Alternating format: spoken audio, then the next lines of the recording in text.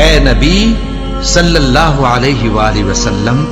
کیا ہم نے تمہاری خاطر تمہارا سینہ کھول نہیں دیا اور تم پر سے تمہارا وہ بوجھ بھی اتار دیا جس نے تمہاری کمر جھکا دی تھی، اور ہم نے تمہاری خاطر تمہارا ذکر بلند کیا۔ بس جو حکم تم کو اللہ کی طرف سے ملا ہے وہ لوگوں کو بے دھڑک سنا دو اور مشرکوں کا ذرا خیال نہ کرو۔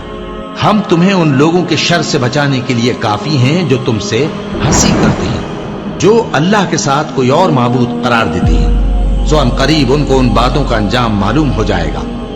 اور ہم جانتے ہیں کہ ان کی باتوں سے تمہارا دل تنگ ہوتا ہے، تو تم اپنے پروردگار کی تسبیح کہتے اور اس کی خوبیاں بیان کرتے رہو اور سجدہ کرنے والوں میں سے ہو جاؤ۔ اور ان میں بعض ایسے ہیں جو پیغمبر کو ایذا دیتے ہیں اور کہتے ہیں کہ یہ شخص نرا کان ہے۔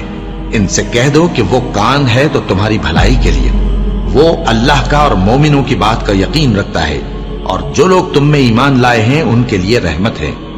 اور جو لوگ اللہ کے رسول کو رنج پہنچاتے ہیں ان کے لیے عذاب علیم تیار ہے۔ جو لوگ اللہ اور اس کے رسول صلی اللہ علیہ وآلہ وسلم کی مخالفت کرتے ہیں وہ نہایت ذلیل ہوں گے۔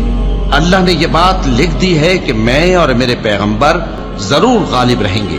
بے شک اللہ زور آور ہے، صاحب اقتدار ہے۔ تو ایسا خیال نہ کرنا کہ اللہ نے جو اپنے پیغمبروں سے وعدہ کیا ہے